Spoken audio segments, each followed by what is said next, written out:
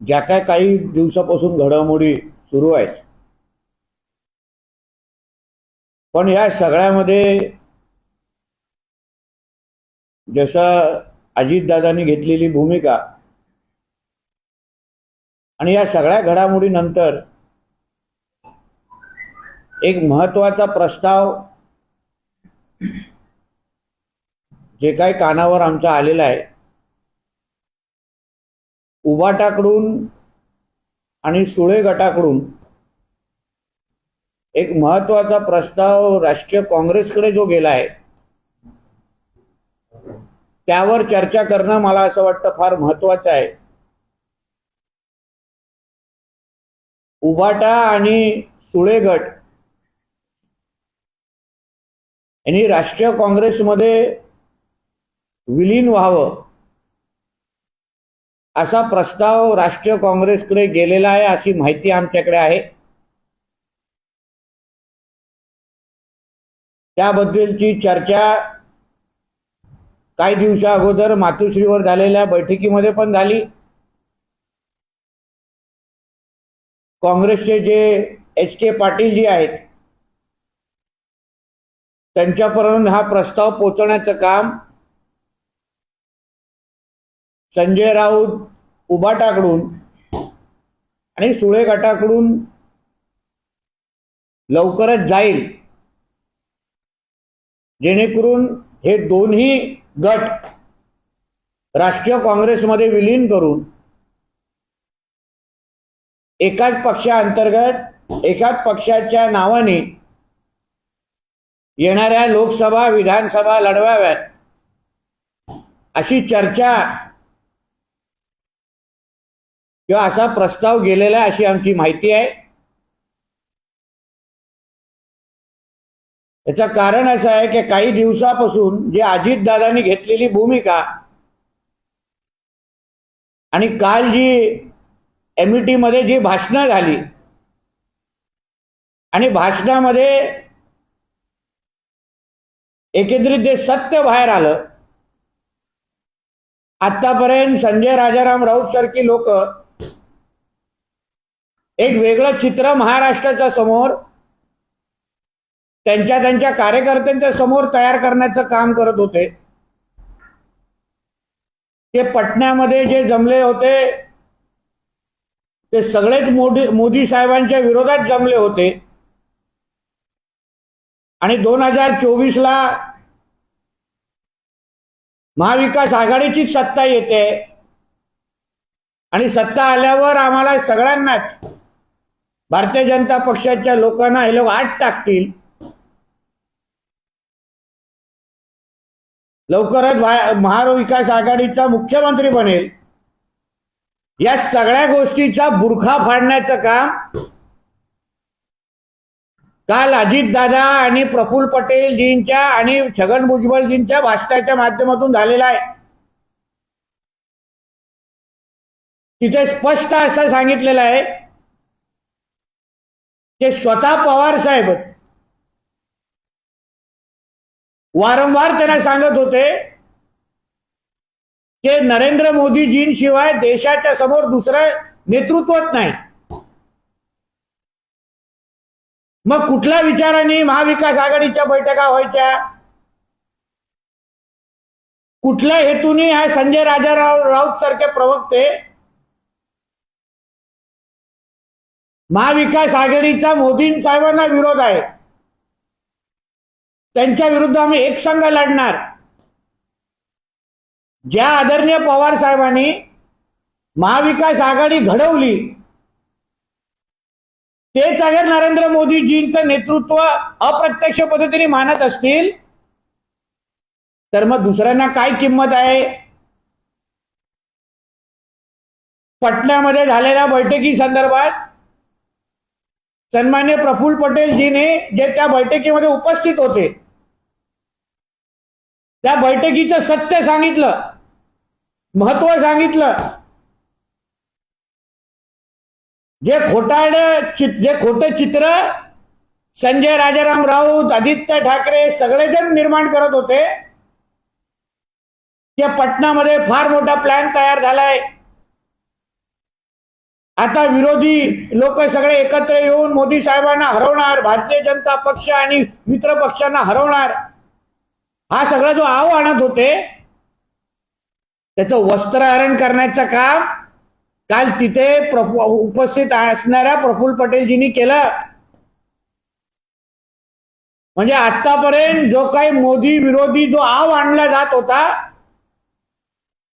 तो किती खोटारडा आहे, तो किती भंपक आहे, त्याला कसा अर्थ नाही, हेच अजितदादांच्या घेतलेल्या भूमिकेवरून स्पष्ट येतं.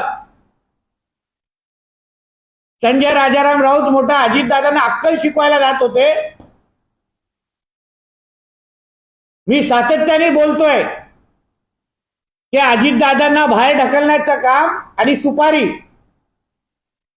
हे संजय राजाराम राऊतनीच घेतली होती आणि त्या पद्धतीने त्यांचे स्टेटमेंट येत होते. पण अजितदादा काय बाहेर गेले नाहीत. पण राष्ट्रवादी काँग्रेसचे नेतृत्व म्हणून हे अजितदादा आता प्रस्थापित झाले आहेत आणि राष्ट्रवादी काँग्रेस त्यांच्या नेतृत्वाखाली पुढे घेऊन जाणार आहे आणि मोदी साहेबांच्याच नेतृत्वाखाली 2024 ची निवडणूक भारतीय जनता पक्ष, शिवसेना आणि राष्ट्रवादी काँग्रेस सगळे एकत्र मिळून लढणार आहेत हे आता स्पष्ट झालेलं आहे.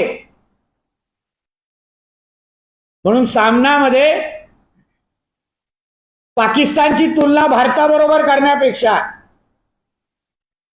जरा फ्रान्समध्ये काय चाललंय याबद्दल जरा हिंदुत्ववादी विचाराचा पुरस्कार करणाऱ्या सामनानी थोडं लिहावं. मणिपूर जळतंय, चीन ते तिथे घुसतंय. संजय राजाराम राऊत आणि त्याच्या मालकामध्ये खरंच हिंमत असेल तर फ्रान्समध्ये ज्या पद्धतीने जिहादी लोकांनी युरोपचा ताबा घेण्याचा जो प्रयत्न केलाय, जे बांगलादेशी आणि रोहिंगे जे आमच्या मुंबईमध्ये पण वाढत चाललेले आहेत, जो त्रास आज फ्रान्सला होतोय, युरोपला होतोय या रोहिंग्यांचा आणि बांगलादेशी मुसलमानांचा, तोच उद्या मुंबईमध्ये होऊ शकतो. त्याबद्दल थोडं संजय राजाराम राऊतनी उद्याचा अग्रलेख लिहून दाखवण्याची हिंमत दाखवावी. हिंदुत्ववादी विचाराचे लोक आहात ना तुम्ही. या मुंबईमध्ये रोहिंगे आणि बांगलादेशी मुसलमानांना आधार कार्ड, पाणी, वीज हे उद्धव ठाकरेंच्या नेतृत्वाखाली महापालिकेने आतापर्यंत दिलेले आहे. रोहिंगे आणि बांगलादेशी मुसलमानांचा करता धरता मुंबईचा कोण असेल तर तो उद्धव ठाकरे आहे असा माझा थेट आरोप आहे. म्हणून मी राज्य सरकारकडे मागणी करणार आहे की मुंबईमध्ये असणारे हे जेवढे रोहिंगे आणि बांगलादेशी मुसलमान आहेत त्या सगळ्या लोकांना मुंबईतून बाहेर हकला. जे 30-30, 40, 50-50 लोक एका रूम मध्ये राहतात, आधार कार्ड घेऊन राहतात, या सगळ्या लोकांना मुंबईतून बाहेर काढा. नाहीतर उद्या मुंबईचा पण फ्रान्स होऊ शकतो, मुंबईचा पण पॅरिस होऊ शकतो, अशी परिस्थिती या निमित्ताने निर्माण होईल. आपल्याला काय प्रश्न विचारायचे विचार. विनायक राऊत यांनी दावा केला आहे की शिंदे गटातले 8 ते 10 असे आमदार आहेत त्यांनी उद्धव ठाकरेंना फोन दिलेला आहे. सध्याची राजकीय परिस्थिती आहे त्यामुळे ते नाराज आहेत आणि ते संपर्कात आलेले आहेत आमच्या. मला माहित नव्हतं की विनायक राऊत मातुश्रीचा ऑपरेटर आहे. जे काही शिंदे साहेबांबरोबर असलेले शिवसेनेचे आमदार आहेत काल ते सगळेचे सगळे वर्षावर होते. सगळ्या जणांनी एवढा एक मुखाने व्यक्त केलाय की आदरणीय शिंदे साहेबच आमचे नेते आहेत आणि आम्ही त्यांच्या बरोबरच राहणार आहोत, त्यांच्या नेतृत्वावर आमचा विश्वास आहे. म्हणून विनायक राऊतांनी उगाच काड्या लावण्यापेक्षा, उगाच टेलिफोन ऑपरेटर करण्यापेक्षा आपल्या रत्नागिरी सिंधुदुर्गाच्या मतदारसंघामध्ये थोडं लक्ष द्यावं. संजय राऊत यांनी आज एक पुन्हा परत दावा केलाय की राज्याला नवीन मुख्यमंत्री मिळणार आणि शिंदे गटाला माझं एवढंच म्हणणं आहे की राज्याचा मुख्यमंत्री 2024 पर्यंत एकनाथ शिंदेच असणार हे तुम्ही ॲफिडेव्हिटवर लिहून घ्या. पण त्यांचा उभाटा हे काँग्रेसमध्ये विलीन होत आहे का याचं उत्तर त्यांनी आम्हाला द्यावं. मला दुसऱ्यांच्या मुख्यमंत्री पदाबद्दल दुसऱ्यांच्या पक्षाबद्दल विचार करण्यापेक्षा हा जो काही मुद्दा मी आज मांडलेला आहे ते उभाटा आणि सुळे गट हे काँग्रेसमध्ये विलीन होते ह्यावर त्यांनी मत व्यक्त करावं, ह्यावर त्यांनी चिंता व्यक्त करावी. राष्ट्रवादी सरकारमध्ये आल्यामुळे कुठेतरी संबंधित खासगी नाराज झाले आहेत, त्यांनी त्यांची समजूत कशी काढली? नाही बघा काय आहे, शेवटी राष्ट्रवादी काँग्रेस आमच्या बरोबर आल्यानंतर काही आमच्यातले पदाधिकाऱ्यांबद्दलचे वेगवेगळे विचार असू शकतात. त्या सगळ्या जणांची आमचे आदरणीय देवेंद्र फडणवीस जी असतील आणि आमचे प्रदेश अध्यक्ष सगळ्या जणांच्या संपर्कात आहेत. त्यांची सगळ्या जणांना आमची भूमिका समजून ते सांगणार आहेत. मला विश्वास आहे आमचे समरजित घाडगे जी असतील किंवा अजून कोणी असो त्यांना एकदा भारतीय जनता पक्षाची भूमिका समजली तर ते सगळे एक परिवार म्हणून परत काम करायला लागतील. पण शिवसेनेचे अनेक आमदार जे सरकारमध्ये अनेक आमदार नाराज आहेत, सातत्याने बैठका होत आहेत असं चित्र दिसतंय. हे कसं तुम्ही हे कसं खोडून काढलं? याच्यात एक ऍडिशन करतो या प्रश्नात की एकत्रच्या बंगल्यावर शिंदे गटाच्या आमदारांची बैठक झाली. त्याच्यात काही आमदारांचे जरा टोकाचे भांडण झाल्याची चर्चा आहे. पण मला हे कळत नाही की कुठल्या कुटुंबामध्ये या अशा पद्धतीची ओढातोड किंवा गैरसमज होत नाहीत. होतात, सगळ्यांमध्येच होतात. शेवटी आम्ही एक निर्णय घेऊन सगळेजण एकत्र आलेलो आहे. महाविकास आघाडीच्या वेळी कितींदा मातोश्रीच्या बाळासाहेबांच्या रूममध्ये जाऊन कितींदा शपथा घ्यायला लावला ह्याचा आढावा ह्याची माहिती मी देऊ का? तेव्हा ह्या सगळ्या खिचतान व्हायची नाही की राष्ट्रवादी काँग्रेस आणि काँग्रेस बरोबर काय केला. कितींदा मातोश्रीवर बोलून घेऊन त्यांना बाळासाहेबांच्या त्या बसणाऱ्या खुर्चीवर शपथ घ्यायला लावलेली आहे की तुम्ही काही करणार नाही ही शपथ घ्या. म्हणून ह्या सगळ्या गोष्टी सगळ्यांच्या ह्या सगळ्या तीन पक्ष एकत्र आल्यानंतर होतं. पण समजूत काढण्याचं काम आमचे नेते मंडळी करतील, त्याच्यात काही दोन विचार नाही, काही चिंता करण्याची गरज नाही. उद्धव ठाकरे आता दौरा करणार आहेत, विदर्भ दौरा करणार आहेत. बघा जो माणूस मुख्यमंत्री असताना कधी घराच्या बाहेर निघाला नाही त्याला आता थोडं महाराष्ट्र दर्शन बघण्याची इच्छा होत असेल तर ती चांगली बाब आहे. त्यांनी फिरावं. पण ते उभाटा म्हणून फिरणार आहेत की राष्ट्रीय काँग्रेस म्हणून फिरणार आहेत ह्याबद्दल स्पष्टीकरण द्यावं. उद्या भाजपची एक बैठक बोलावलेली आहे. जी माहिती समोर येते की भाजप आमदारांमध्ये काही संभ्रम आहे या सगळ्या गोष्टी होतं आणि त्यामुळे संभ्रम दूर करण्यासाठी उद्याची बैठक आहे. काय नेमकी तुमची माहिती गावात तुम्हाला किती बरोबर आहे? बघा भारतीय जनता पक्षामध्ये कुठल्याही पद्धतीचा संभ्रम नाही. सगळेचे सगळेजण आम्ही सातत्याने देवेंद्र फडणवीसजींना भेटतोय. कालही आम्ही भेटलो. सगळे आमदार आपल्या आपल्या पद्धतीने जाऊन भेटत आहेत. साहेब त्यांची कामं करतायत. आमचे बावनकुळे साहेब बोलतायत, सगळ्यांची बोलतायत. तर मला वाटत नाही उद्याची बैठक जी काही मोदी ॲट 9चा कार्यक्रम आपण केला किंवा येणाऱ्या अधिवेशन या संबंधित असलेली एक बैठक आहे. त्याच्यात काय अशी नाराजगी भारतीय जनता पक्षामध्ये नाराजगीचा प्रश्नच येत नाही. कारण की आमच्या वरिष्ठांनी जो निर्णय घेतला तो आम्हाला सगळ्यांना मान्य आहे. शेवटी हिंदुत्वाला मजबूत करण्यासाठी आणि महाराष्ट्राचा विकास करण्यासाठी हा घेतलेला निर्णय, त्याच्यामध्ये काहीच कोणाला अडचण नाही. शिंदे गटातले आमदार असतील किंवा भाजपचे आमदार असतील, आमच्या मंत्रिपदाच्या संधी कमी झाल्या. काही तर आमदार म्हणतात की आमच्या आरती वाकडी गेली, भाव बी मिळायची मुश्किल झाले, असे शिंदे गटाचे आमदार म्हणायला लागले. अर्धी भाकरी मिळाली तर त्याच्या बाजूला उकडा भात भेटेल आपल्याला, काय चिंता करायची गरज आहे. म्हणून भाकरी बरोबर थोडा उकडा भात खाण्याची पण सवय ठेवावी, एवढंच आहे. पोट भरेल एवढी गॅरंटी.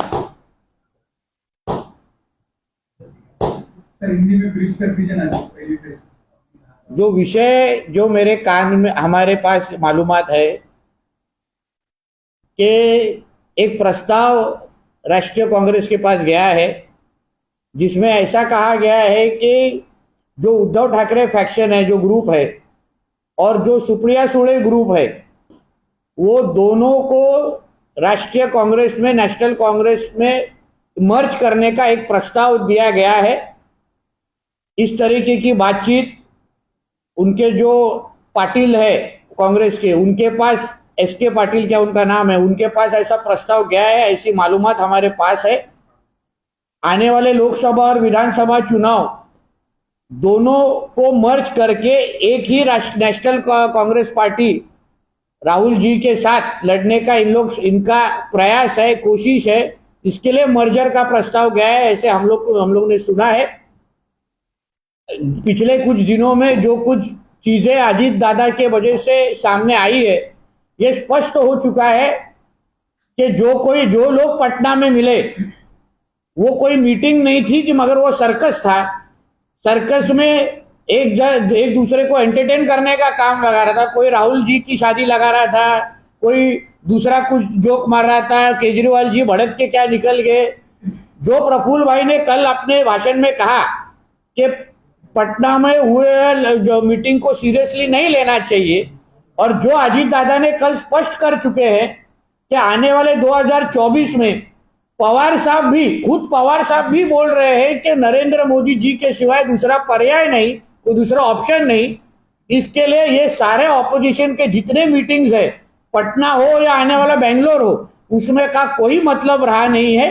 ये आने वाला 2024 का इलेक्शन का मैंडेट और रिजल्ट स्पष्ट हो चुका है कि फिर एक बार नरेंद्र मोदी जी ही देश के प्रधानमंत्री बनने जा रहे हैं और वापस एक बार एनडीए की सरकार आ रही। कल शरद पवार जी ने पीएम को टारगेट करते वक्त कहा कि अगर एनसीपी करप्ट पार्टी है तो इनको क्यों अपने पार्टी में शामिल कर लिया, उसके बारे में देखिए, ऐसा है कि आदरणीय पवार साहब के ऊपर बोलने के लिए मेरा क्या उसमें मैं योग्य नहीं हूं, पर मैं इतना कहूंगा कि पवार साहब ने जो छगन भुजबल साहब के सामने कहा, जो आपने पार्टी के लीडर्स के सामने कहा कि मोदी जी के सिवाय दूसरा पर्याय नहीं, तो वही चीज अभी पवार साहब सबके सामने कहेंगे तो आसान हो जाएगा।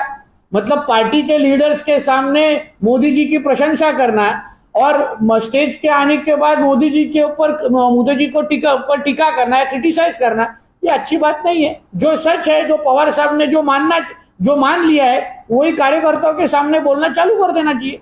कल सुप्रिया सुले ने कहा कि भारतीय जनता पार्टी कहती है मैं खाने नहीं दूंगी, खाने नहीं देता हूँ, तो आगे अब मैं दिखाती हूँ कि भारतीय जनता पार्टी का कोई कैसा आगे खा। तो मुझे ये मालूम ताई को मुझे ये पूछना है कि जिस भारतीय जनता पार्टी के ऊपर आप टीका कर रहे हैं, उसी भारतीय जनता पार्टी के पास आपको अलायंस करना था। इसके लिए 2-2, 3-3 बार आपकी पार्टी की मीटिंग हुई।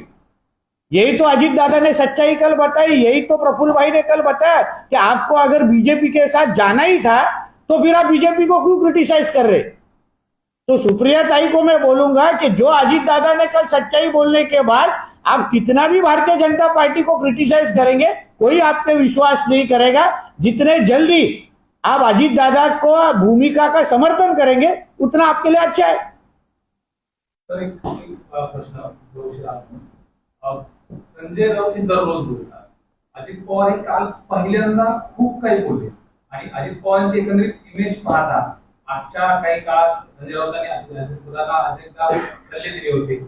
कोण खरं बोलते असं वाटतं? एकंदरीत दोघांचा स्वभाव तुम्ही दोघांना जवळून बघितले, कामकाज पद्धती बघितली, 30 वर्षात कधी बोलले नव्हते आणि 19च्या पद्धतीत पहिल्यांदाच काल बोलले। मी तोच विषय अगोदर क्लिअर केला की 2019 पासून जो संजय राजाराम राऊत नावाचा माणूस जो महाराष्ट्राला खोटं बोलत आलेला आहे, त्याचा पूर्ण बुरखा किंवा वस्त्रहरण करण्याचं काम काल अजितदादांनी आपल्या भाषणामध्ये केलं। जे संजय राजाराम राऊत महाराष्ट्राच्या समोर रोज सकाळी येऊन बोलत होते ते खोटं होतं, ते भंपकपणा होता, त्याच्यात काही सत्य नव्हतं। म्हणजे एका बाजूला तुमच्या राष्ट्रवादी काँग्रेस तर बीजेपी बरोबर बैठका सुरू आहे, आदरणीय पवार साहेब जे संजय राजाराम राऊतचे खरे मालक आहेत, तुमच्या खरा मालकच अगर भारतीय जनता पक्षाचं समर्थन करत असेल तर संजय राजाराम राऊतच्या भूमिकेचा अर्थ काय आहे? रोज सकाळी येऊन विश्वासार्हतेचा प्रश्न निर्माण झालाय ना। अजितदादा सारखा स्पष्ट वागता, अजितदादाची ओळखच एवढी आहे की जे बोलतात ते रोखठोक बोलतात आणि खरं बोलतात। आणि दुसऱ्या बाजूला वारंवार आपल्याला कळलेलं आहे की संजय राजाराम राऊत हे स्वतःच्या सिक्युरिटीसाठी खोटं बोलतात, वाढवण्यासाठी. स्वतःच्या भूमिकेबद्दल खोटं बोलतात. आता महाराष्ट्राच्या म्हणजे पटनाच्या बैठकीबद्दल खोटं बोलले, कारण का त्याच बैठकीमध्ये प्रफुल्ल पटेल पण होते आणि त्यांनी जे सांगितलेलं चित्र ते महत्वाचं आहे. आणि म्हणून संजय राजाराम राऊत हा जो रोज सकाळी येऊन महाराष्ट्राला जो खोटं बोलतो ते त्यांनी आता बंद करावं, कारण का पूर्ण वस्त्रारण करण्याचं काम काल अजितदादांनी केलेलं आहे. तर या सगळ्या खटाटोपात राजकारणाच्या खेळात सामान्य माणसाला गृहीत धरून सगळं सुरू झालंय का अशी चर्चा किंवा लोकांचे फार नाराजी दिसते असं वाटत नाही? बघा, लोकांची किती नाराजगी आहे किंवा नाही हे येणाऱ्या निवडणुकीमध्ये कळेल. शेवटी आम्ही लोकांमध्येच निवडून जातोय, लोकांच्याच विकासासाठी, आमच्या मतदारसंघाच्या विकासासाठी घेतलेले हे सगळे निर्णय आहेत. काल अजितदादांच्या बरोबर गेलेल्या आमदारांची भूमिका आहे का, अजितदादांची भूमिका आहे का, त्यांनी स्पष्ट केलेलं आहे की लोकांच्या मतदारसंघाचा विकास करण्यासाठी घेतलेला हा निर्णय. तसंच शिंदे साहेबांनी घेतलेली भूमिका आहे. म्हणून आम्ही जे काही राजकारण आज महाराष्ट्रामध्ये चालू आहे ते लोकांच्या हितासाठी, लोकांच्या विकासासाठीच आहे. आम्ही सगळेजण एकत्र आलो तर महाराष्ट्राचा विकास हा अजून भक्कम पद्धतीने करू शकतो, यासाठी हे सगळे घेतलेले निर्णय.